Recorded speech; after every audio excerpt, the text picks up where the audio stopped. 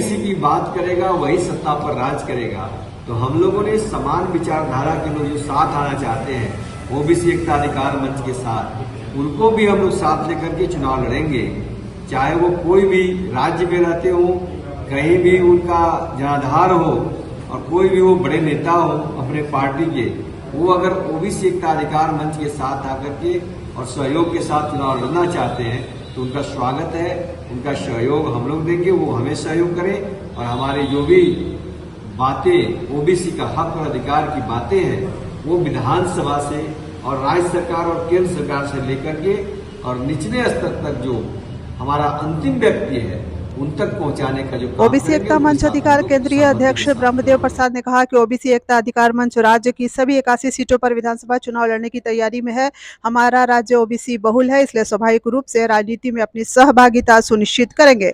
उन्होंने कहा कि जहां अनारक्षित सीट है वहां हम ओबीसी प्रत्याशी देने की तैयारी करेंगे। इसके अलावा जहां आरक्षित सीट है वहां हम ओबीसी एकता अधिकार मंच के समर्थित प्रत्याशियों को टिकट देने का काम करेंगे।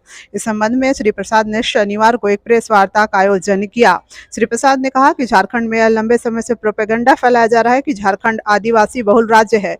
उन्होंने दावा किया कि पलामू प्रमंडल में 11 सीटों पर हमारे प्रत्याशी मजबूती से चुनाव लड़ने की तैयारी कर रहे हैं।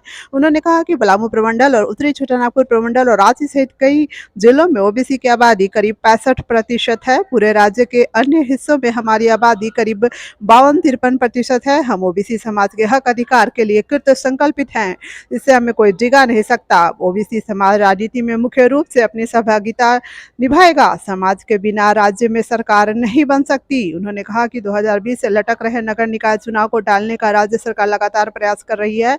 झारखंड हाईकोर्ट में बार बार सरकार को फटकार पड़ रही है, बावजूद इसके सरकार बहाने बनाकर चुनाव से पल्ला झाड़ रही है। इससे सरकार की मंशा का पता चलता है। उन्होंने कहा कि एक तरफ सरकार ओबीसी को समुचित आरक्षण देने की वकालत करती है, वहीं दूसरी ओर कोर्ट में निकाय चुनाव को रोकने पर भी आमादा है।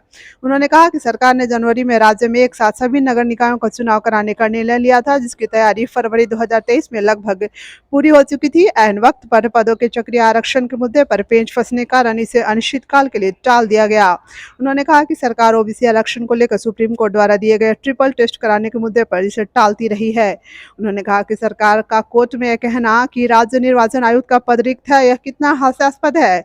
उन्होंने सवाल उठाया कि आयुक्त का पद खाली है तो इसकी जवाबदेही किसकी है? सरकार इतने दिनों से क्या कर रही है?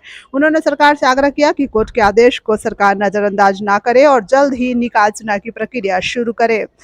उन्होंने कहा कि ओबीसी एकता अधिकार मंच नगर निकाय के चुनाव में भी बढ़ चढ़कर भाग लेगा। नगर निगम, नगर परिषद और नगर पंचायत के चुनाव में जनसंख्या के अनुपात में हमारी सहभागिता है।